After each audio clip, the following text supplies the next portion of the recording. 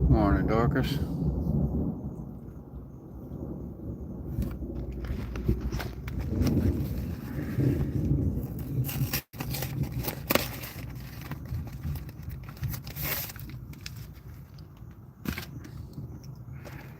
My channel started dying and I quit coming in here for a bit.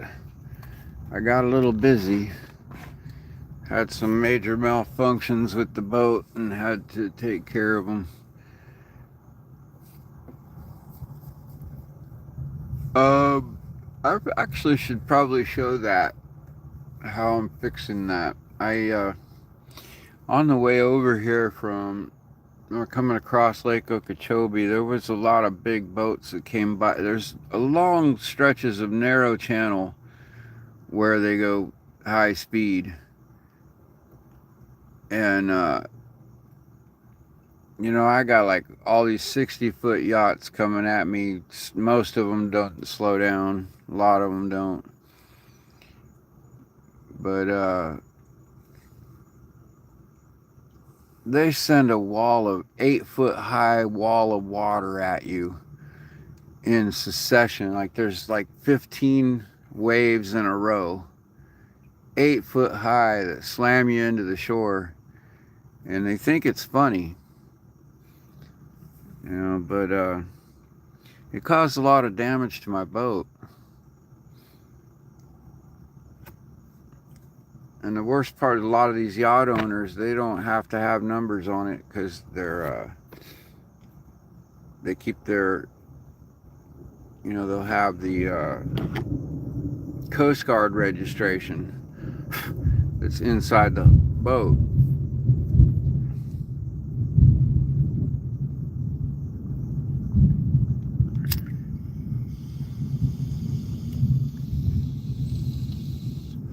So it's real hard to get them on camera, identify the boat and driver, and prove that they did that damage while in the middle of trying to, prevent as much damage. You're driving in the middle of that while it's happening. You don't really have time to reach for your phone and your camera, and it's like you're trying to keep your boat from getting smashed. You're not reaching for your camera. So it's really hard to do anything about it. But you want to shoot them in the face.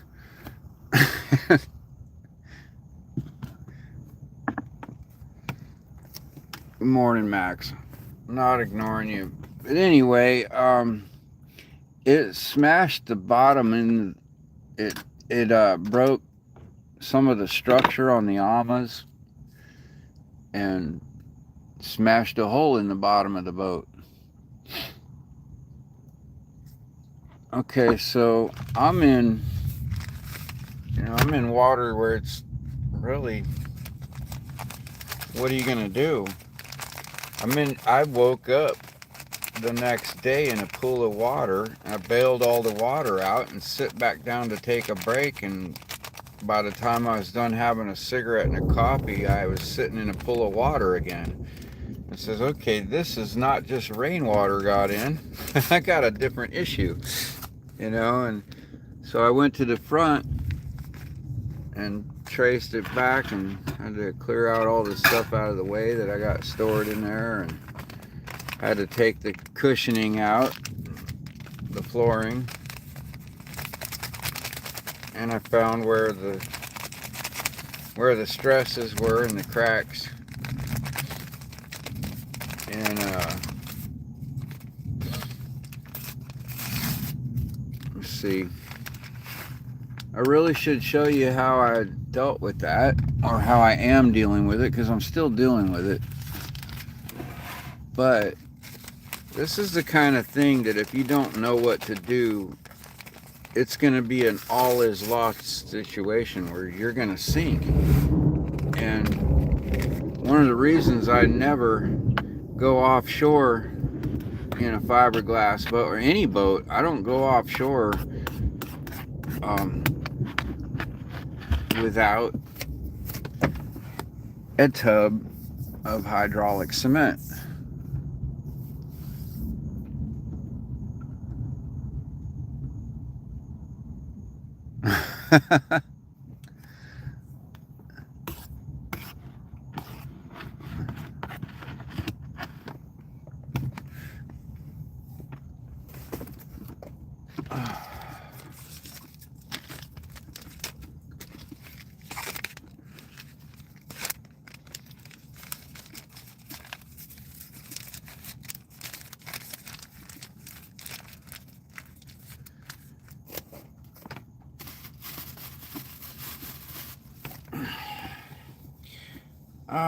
Here, I'll show you what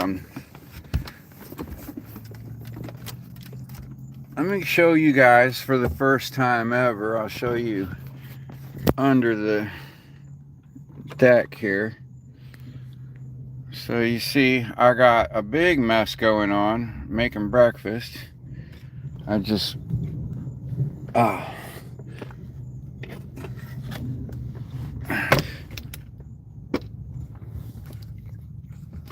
so I had to rip out all the flooring in here. And I laid planks going longwise underneath this padding. And you see I got these struts, uprights, pressed between the floor and sitting on top of the lumber, pressing into the top deck from underneath. And I hammered those in. They're just, you know, you got to make them a little long, put them in cockeyed and hammer them in until they lift. Okay, now over, let me get a close view, crawl in here so you can see what hydraulic cement does underwater. The reason you need it is because you can mix it underwater. Let me get some light on the situation. I got the mosquito netting over it last night, but you can see I just mixed up some cement and put it over the hole. That simple. Like hydraulic cement sets up underwater, and you can glass right over it, but I don't want to. I want to patch it properly, and I want to dry dock the front end and actually re-glass the outer hull to repair it. Then I can come in here and chip this out mostly and glass over it, grind it out. But I got a big chore coming where I got to keep working on this. So I'm going to build some bulkheads into the hull, and then I can take these struts out. And that's the chore I have ahead of me, using only scissors, cheap paint brushes, and a drill. Like, as far as power tools, all I have to do that is a drill. I still got a little bit of moisture coming in, but it's just like, it's really not even a trickle. It's just some moisture, condensation mostly. But yeah, turned a steady flow into a moist spot, and you can see it's pretty dry down in the bilge now, but I got these planks going across it, and yeah, it's kind of tricky stretching out my feet now. But I actually do have room to stretch my legs out tonight. Last night I had these struts all through here, and there was no room to put your legs anywhere. Oh, I was all crunched up last night, and wet, and salty.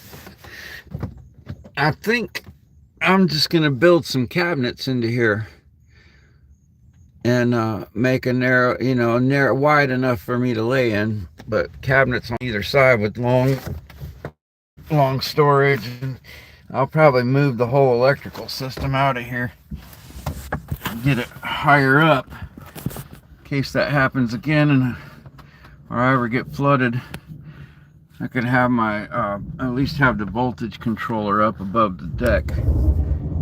Because so anyway, that's what I've been doing for the last few days. What I've been working on.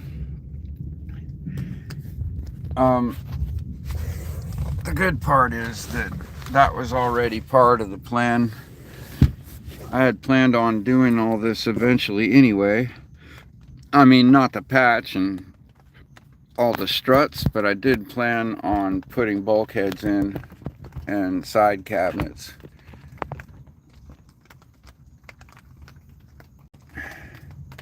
Yep, it's a lot of work. But it's either that or all is lost. Because this boat is not going to float on the two pontoons with all the weight in it. There's no way the two pontoons would hold the center. I mean, they'll hold it from sinking, but they won't keep it out of the water. Kind of hard to sleep in a pool of salt water. Since I'm not a reptile or an amphibian, I want to keep my bed dry.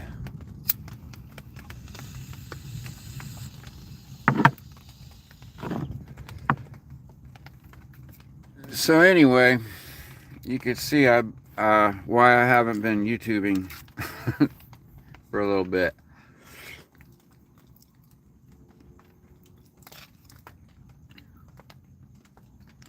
Morning, Darby.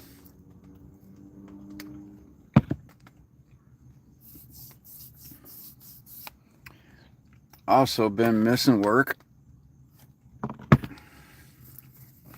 Yesterday, I had a dude, he'd been wanting me to change a tire on his kid's bike for a while. Don't ask. That's, you know, I don't question it. You know, if, you know, I wouldn't make any money if there weren't for people that wanted their kid's tire changed and didn't know how to do it, or just didn't want to get their hands dirty. I don't know.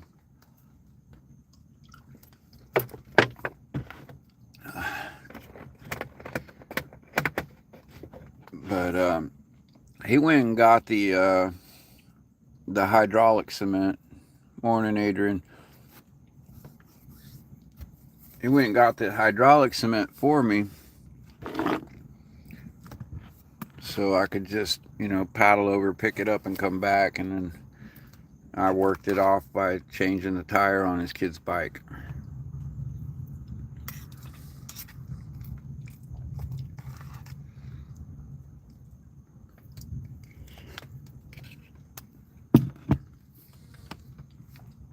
I already have some fiberglass. I have a few like patch kit size patches of fiberglass. I've got both a mat and a mesh. So what I need to do is I need to get a grinder wheel I can attach to the drill, so I can, you know, it won't do as much as a right angle grinder, but hey, I got some tight little spaces to get into. Maybe I do need a smaller wheel anyway. I just have to take my time. I'll have to get some, damn, I'm gonna have to go to the fiberglass place and get some paper suits or something, because I'm not gonna be crawling in that coffin sized space grinding fiberglass and get it all on me.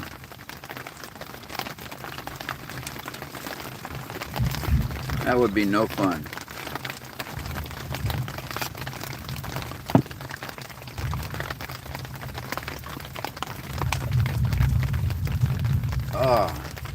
But see, remember I was talking about doing some upgrades to the boat so I could take it out in open water and rougher water.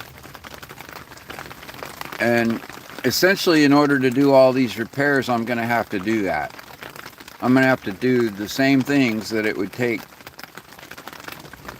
So, you know, I might as well. I mean, if this happened even on the backwaters I might as well make the boat strong enough to deal with it and not break up. And if it can handle, you know, 15 8-foot walls of water coming at me in a row periodically, then it can handle a little splashing out in the open. Yeah.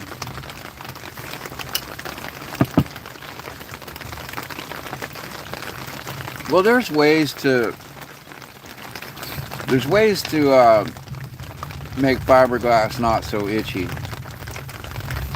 Believe it or not, there's little tricks to the trade, but it can be difficult in a little small space like that on hot days when I don't even have AC out here. So there's the problem with putting on a paper suit, is it has a plastic lining on the inside, and when you zip yourself up in that suit, it covers your entire body in a vapor barrier, and it suddenly gets really hot. And if it's muggy, oh my god, dude, that shit'll kill you.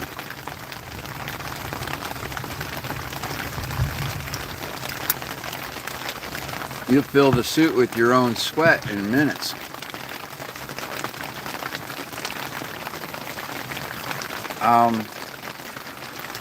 You can cover yourself in baby powder before you start, and it helps the glass slough off your skin instead of sticking into it. But then once you start sweating, that all sticks to your skin. So that's not really a great fix. Unless you're working in a cool temperature controlled warehouse, you know, with humidity controls, like you know, a boat factory. Okay. So the other option is put a thick long sleeve shirt on that breathes and pull the fibers out of your skin after you're done working using nylon or silk. And believe it or not, a pair of nylons, you know, they say nothing beats a great pair of legs, man. Go to the Dollar Tree and get a cheap pair of nylons and use that instead of a wash rag. And the finer fibers grab the hairs of fiber in your skin and pull it out. I can't pronounce that name, so I didn't say hi, but I guess I'll just call you Dmitry because it looks Russian.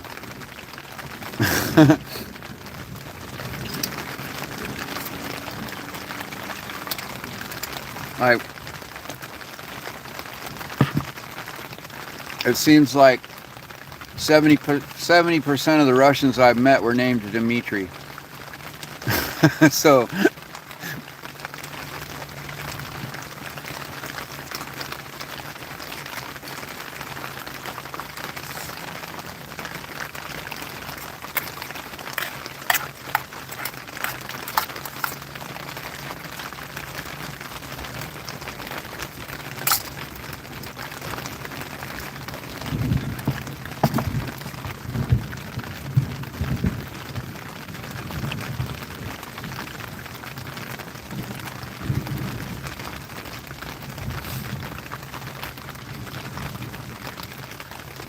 thou hast been named.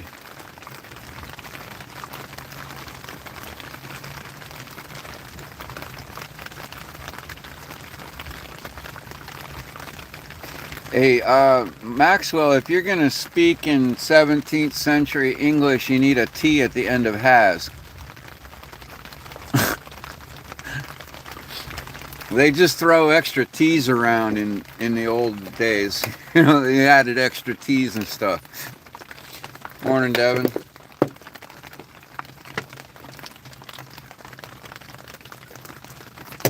Yeah, and you'll have to watch this live feed later in order to recap, I guess. I was just showing everybody what I've been up to and why I stopped doing the feed for a while to get this done. It's pretty important. So I guess I'll have to make this video public. This one, we'll keep it clean, guys. And I think we'll keep this one short. Maybe I'll cut it off and then do a restart so I can upload this.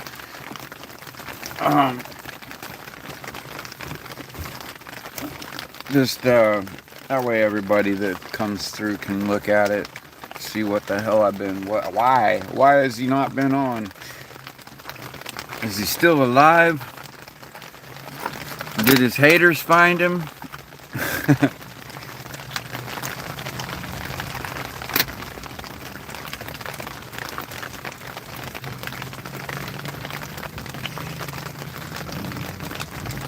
I wouldn't say it about got sank because there's 3 separate holes here. It can't really sink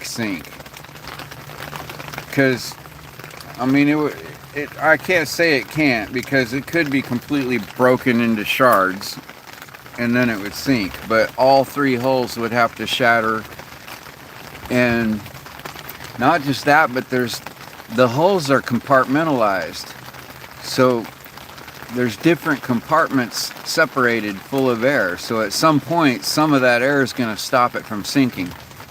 You know, like the worst that would happen is it would float right just at the water line. You know, it would just be full of water, but not really floating, but not sinking. So there is that, and I put a lot of thought into that construction and the way I constructed this boat to make it that way, so that, you know, just to be sure that I'm not going to ever leave a boat sunk at the bottom of the ocean or anywhere in the navigable waterways. I can always retrieve all of this material if it comes down to it. That's one of the biggest comforting factors. See, when you get in a boat, it's a big responsibility, and if it ends up abandoned, destroyed, sunk in the waterways, and the city has to haul it out with a crane, it's going to cost you more money than you can ever afford. And I've seen it happen to a lot of people. So I put a lot of thought into that when I built this.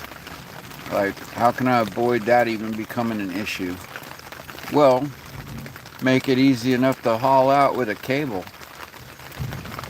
You know, just make it fit on a trailer.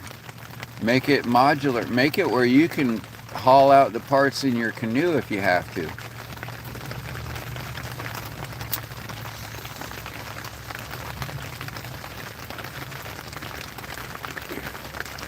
If I had to go tromp through the bushes after a storm and with a drill and a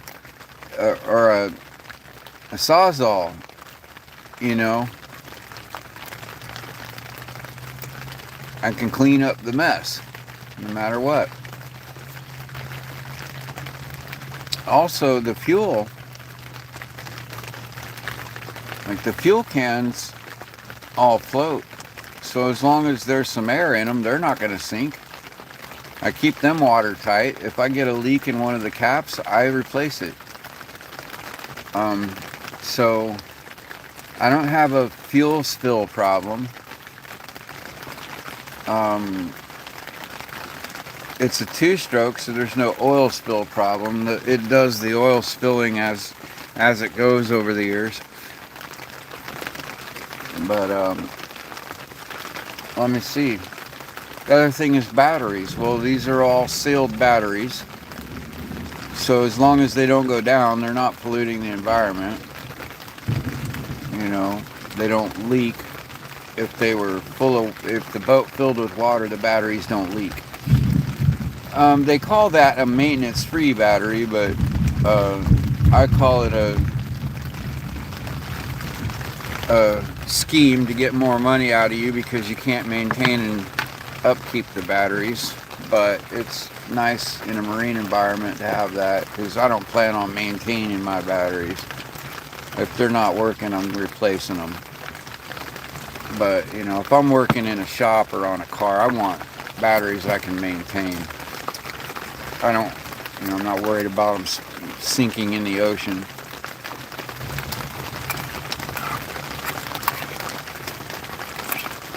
So anyway, I put a lot of thought into that, and so it's not a big, terrible thing, but I do got a lot of work ahead of me, and it's some pretty itchy, miserable work.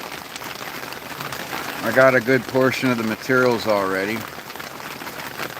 Oh, and I found a deal on Amazon for epoxy. That's another thing I'm going to talk about.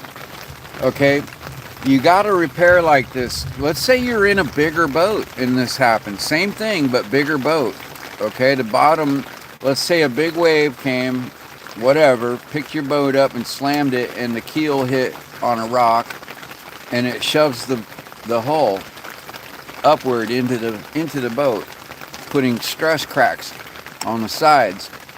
You get up the next day, you notice your bilge pumps ain't keeping up. You know, you're getting water, and your bilge pumps are running all non-stop. You know, I've seen this happen to people's boats, and it doesn't necessarily mean all is lost. It does mean that you got to repair or install some bulkheads. And in a larger boat, you're probably going to need to loosen all the rigging if it's a sailboat, and you're going to need a hydraulic jack to push the boat back apart into shape, and a bunch of lumber, planks of different lengths and sizes, and pieces of plywood. You're going to have to basically use hydraulic power to push the boat back into shape little by little. And I did it with mechanical leverage and a hammer on this boat, but this is a much smaller, lighter boat. So, you know, I don't need hydraulic power out here. But essentially it's the same thing on a bigger boat.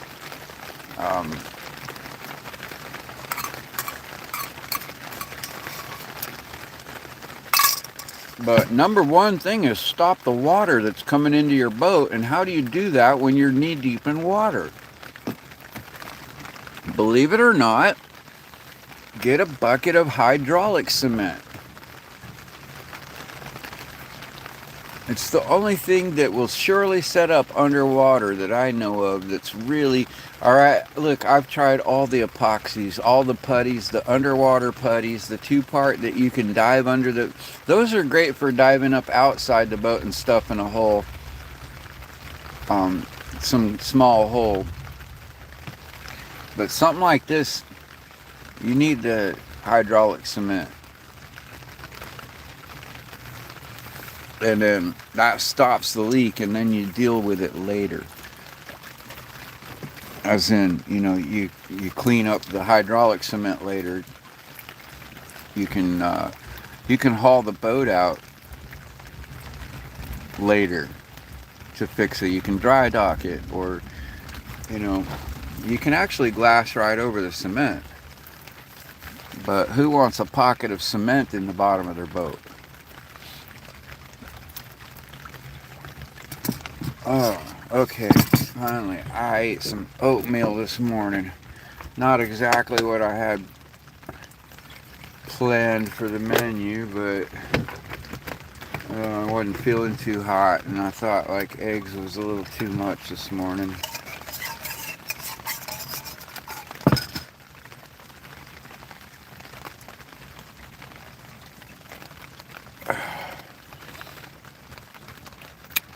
Yes, Maxwell, I have saved a lot of boats from sinking with a tub of hydraulic cement.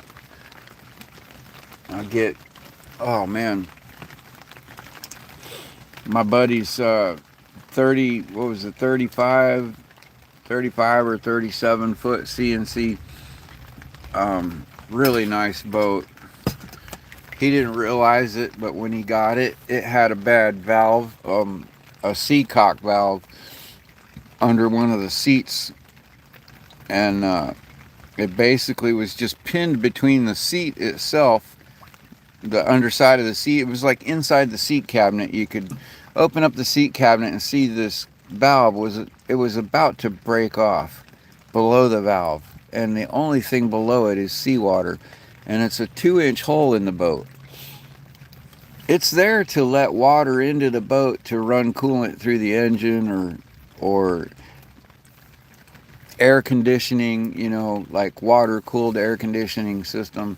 It's a heat exchange type of, it's to allow water in, also to flush the toilet. I believe it was to flush the toilet or stuff like that,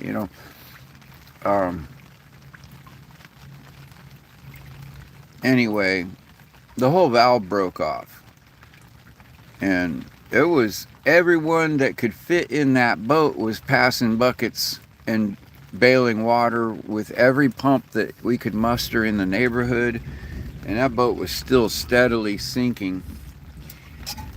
When I got there, it was just like shin deep, and I saw that with us working as fast as we could and had everything on it we could, it was already freaking knee deep. And I stopped working. I told them keep working, and I went to the hardware store and got a bucket of cement. And they said, my buddy, this was like, I was the guy. I'm like his only hope. I'm the guy he called for help. I'm his last hope. No one else knows what to do. And I says, I gotta go. You guys keep working. I'll be back as fast as I can. And he's panicked. He says, where are you going? I says, I'm going to the hardware store. For what? I says, I'm getting a bucket of cement. And his voice cracked. His voice cracked. Cement? My boat is sinking and you're doing some concrete work? And I'm like, no, I'm going to stop your boat from sinking. With cement? And I said, yeah, with cement. And I showed back up as soon as I could. It was maybe 45 minutes later. It took me to get a ride, get to the store, and get back. And went to town, started mixing cement up right in my hand. And get me a piece of plywood, get me a stick of lumber. We put a little square of plywood over the hole, and then pressed, same way I got the shoring under the deck here. We shored it up against the roof of the ceiling of the cabin with a stick. And just have also, this is something I don't leave around, I don't go out to sea without. On board, believe it or not, is a 2x2 piece of lumber, pine, like 8 feet long, 8 foot long piece of 2x2, just sitting on the deck. No one ever understood why I had a piece of 2x2 lumber on the deck at all times. And this is why. For emergencies, I could, that one piece of lumber could be cut to whatever length it needed to be to pin it against the ceiling of the cabin and press against it and lock it into an anchor point somewhere that I could drive a wedge in and tighten something up inside the cabin. That's all it was for. Just in case one of those days when some really shitty thing happens that's so bad that your average Joe don't know what to do and all is lost. Not me. Grab that scrap of plywood, put it over the hole and press it down. Let me get this piece of stick of wood in here and jam it against the wall over there, and freaking take that hammer or block of wood and bang it into place till it's tight. Make it tight as fuck. All right, now you still got water coming in the boat because it's an imperfect hole shape. And that plywood don't just seal it, okay? There's still water spraying all in the boat and under high pressure now too, because all of the weight of the boat is pushing down trying to sink itself. And you know, oh. So here I am mixing up cement in my hand. I sit there, hold it, wait till it gets hot. And when you feel it getting hot in your hand, you know it's about to set up. Then you hold it as tight as you can. Now think of it like this. Imagine trying to hold sand in your hand while water is being poured on your hands. Steady, okay? Like in the ocean current, trying to hold sand in your hands while the waves are hitting it. Okay, that's what you're going to be doing when you press that cement in your hand up against that pressure hole with water pressure pushing back at you. Okay, you can't seal the hole. What you're going to do is cover most of it or a portion of it and wait and hold it there and wait. It takes 10 minutes for it to set up. So you're going to hold it under the water for about 10 minutes. After it gets hot and you feel it active, it's going to be about another 10 minutes before you can take your hand off of it and it won't just wash away. All right, so it's not going to be done.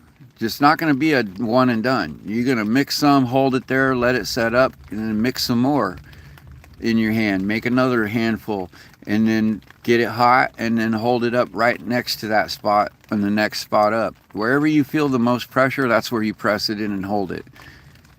And you got to, it's each one of these, you're going to be there all night, 10 minutes at a time, just sitting, and you're going to be tired because you're sitting there holding pressure against it. It's like trying to stop the bleeding on a wound of a person. You know, you hold pressure, or this person's gonna die. It's hold pressure, or this boat's gonna sink.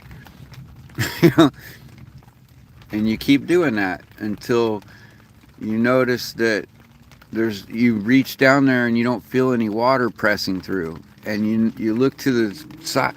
When you feel like you've got that hole mostly covered, look around and see at the water line. Look at the water inside the boat. Is there any scum film marks from the water on the walls that indicate that the water level's going down? You know, you got people bailing water. Look at where the water reaches. Is it above the seats? Is it above, you know, because if it's over the cabinet, you're probably already sunk. But, you know, by the time I got the water stopped in that boat, it was damn near waist high. It was about mid-thigh. So,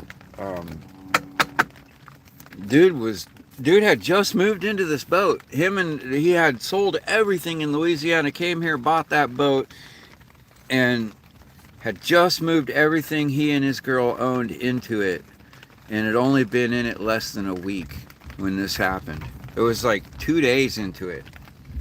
So he was in a panic. Needless to say, he had nothing else for himself. He would have been just go out and live on the street homeless, you know. So he really didn't know what to do. And so it was a big relief. It was a big relief to look down and see that the water level had gone down below the freaking, left a scum line on the cabinets, and now it was, instead of up to your waist, it was going down to mid-calf. And oh man, it's like, oh, okay, everybody just take a break, man. The boat's not sinking. The bilge pumps, let the bilge pumps see what, you know, everybody stop bailing water, because we're all tired as fuck, and let's see if the water level still keeps going down. Because if not, we got to go back to bailing water, you know, and sealing hole. But, you know, the bilge pump's still running, so, you know, it was one of those days like that, where we had all these bilge pumps. We had extra bilge pumps brought from the neighborhood from other people's boats. We had, you know, a chain line of people bailing with buckets. And and two guys run into the hardware store for some cement. Magnetic gasket mats.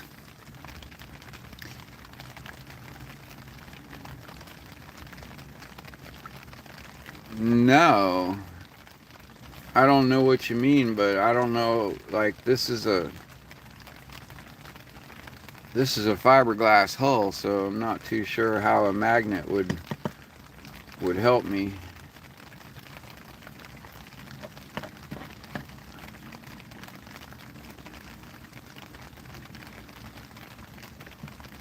I imagine that would be pretty awesome for a steel hull. If you're in a Navy ship or a steel hull boat, you know, or like a barge, having a rubberized gasket type, or like a rubber flap with magnets on it around the rim. If it's really strong magnets and maybe a suction cup type effect, you know,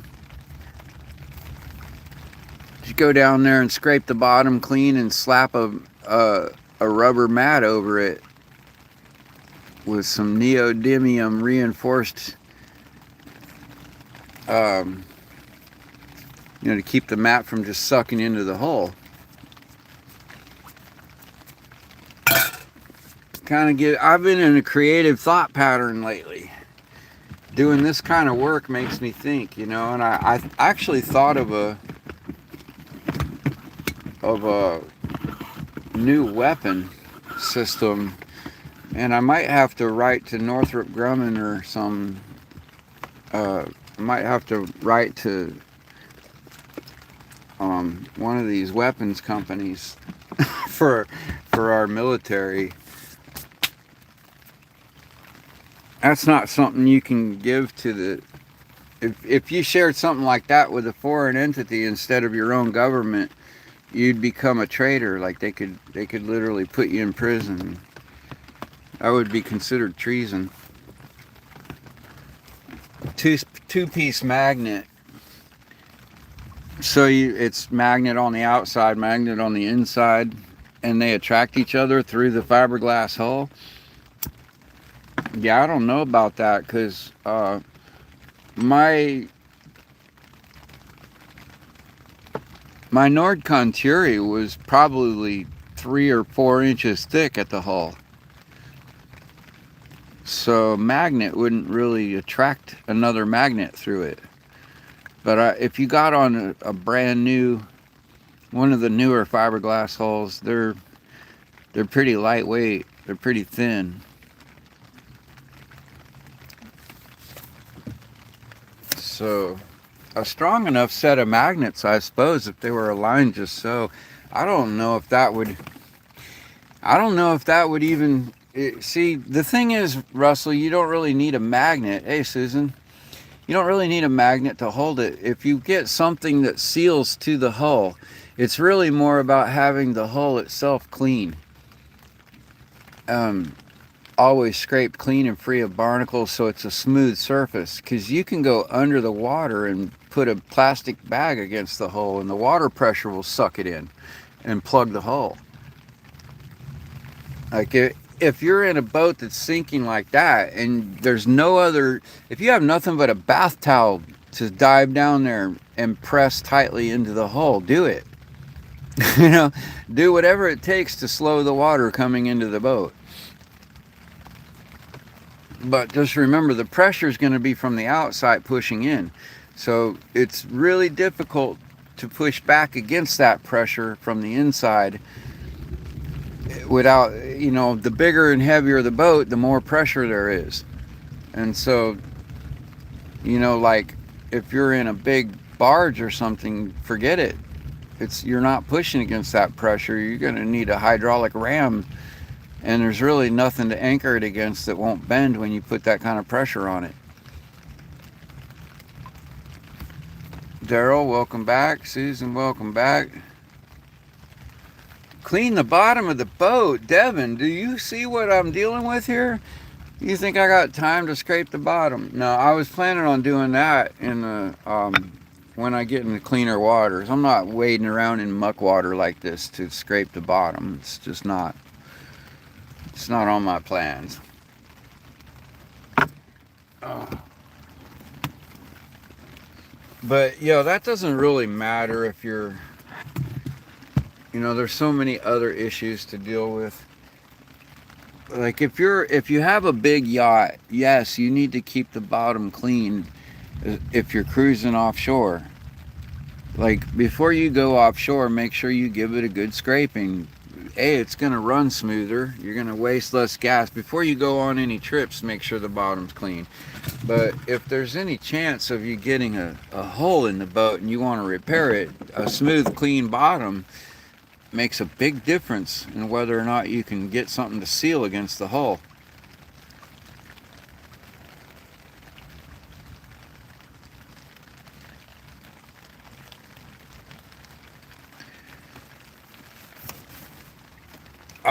Okay, look, I'm going to upload this video and start a new one, folks, so you guys can recap. You can look at it. I'll make it public. I'll be right back. Give me a couple minutes.